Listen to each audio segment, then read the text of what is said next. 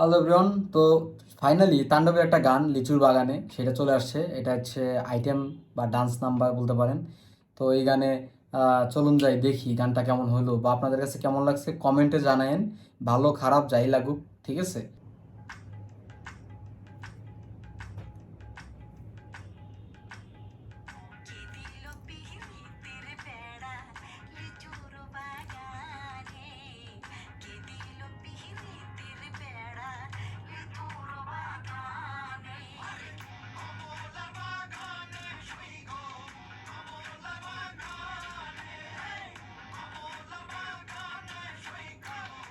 কমলার বাগানে কে দিল পিরিতের প্যারা, লিচুর বাগানে কে দিল পিরিতের প্যারা, লিচুর বাগানে।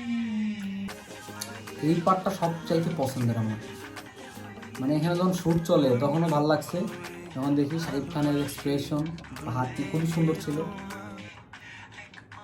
মানে একটা ওল্ড ভার্সনের সাথে একটা আধুনিক ভার্সন, মডার্ন ভার্সন অ্যাড করে দিছে, মানে একটা ম্যাশ আপ টাইপের করছে। হ্যাঁ, যাই হোক, আমরা দেখলাম পুরোটা গান। তো বিষয়টা হচ্ছে যে এই গানটা অনেকেরই কেমন লাগবে বা ভাল লাগবে কি না আমরা এটা জানি না।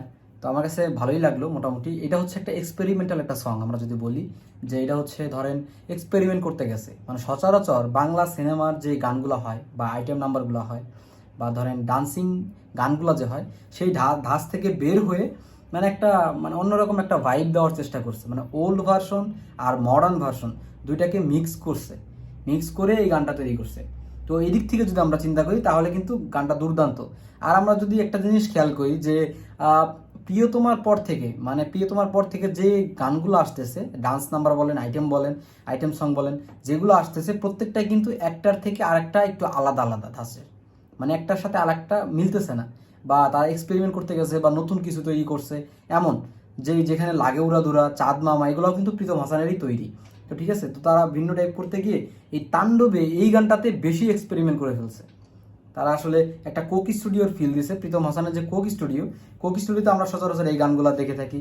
আপনি যদি দেখেন মালো মা ঝিলোজি, এই গানগুলা বা আরও যারা যে কোক স্টুডিওর যে ওল্ড ভার্সনের সাথে মডার্ন মিক্স করা গানগুলো আছে, এই গানের সাথে কিন্তু মানে এরকম একটা ভাইব এই গানটায় আমরা পাই।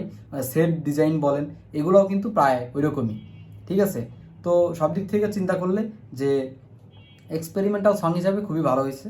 তো অনেকেরই ভালো নাই লাগতে পারে, অনেকেই আসলে আশা করেছিল যে ওই লাগে উড়াদুরার মতো ধামাকা একটা রিদমের একটা গান হবে, আবার হচ্ছে দুষ্ট কোকিলের মতো একটা সেই লেভেলের গান হবে, মানে ওই ওই টাইপের গান হবে। অনেকে এরকমই চিন্তা করছিল, কিন্তু সেখান থেকে বের হয়ে সেটা আলাদা একটা ভাইব দেয় আর কি। তো এই গানটা যখন আমরা করি তখন শাকিব খান একটু অসুস্থ ছিলেন।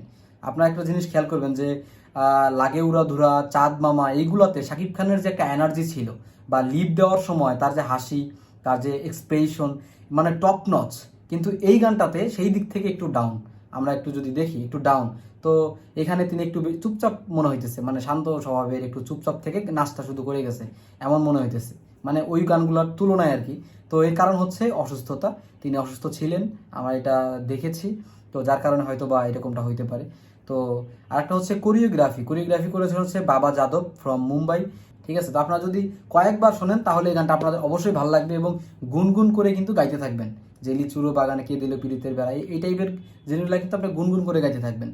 তো যেটা সবচেয়ে বেশি ভালো লাগার সেটা হচ্ছে শাকিব খানের পাশে সাবিলা নূর নিজেকে আসলে এইভাবে মেলে ধরবেন, এটা কিন্তু অনেকেই আশা করে নাই।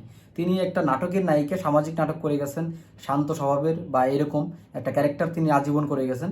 সেই গান থেকে তিনি আইটেম নাম্বারে চলে আসছে, একটা আইটেম গার্ল হয়ে গেছে। এত সুন্দর একটা পারফরমেন্স করছে, ডান্সও ভালো করছে, যখন শ্যুট হয় তখনও ভালো করছে। তো হচ্ছে বিষয়। তো এখানে যারা সাবিলা নূরের ফ্যান আছে তাদের জন্য খুবই ভালো বা সুখবর। এটা একটা সুখবর যে তিনি আইটেম নাম্বারে ডান্স করেছেন, অনেক ভালো ডান্স করেছেন। তো এটা একটা চমক। তো এই হচ্ছে ব্যাপার। তো অনেকেই ভালো লাগবে, অনেকেরই লাগবে না, তো যার যার ব্যাপার আসলে। তো কার কার ভালো লাগছে তারা অবশ্যই কমেন্ট করে জানাবেন। যদি ভালো না লাগে তাও জানাতে পারেন, কমেন্ট বক্স কিন্তু একদম উন্মুক্ত। যার যেটা মতামত সেটা আপনারা জানাতে পারেন। ধন্যবাদ।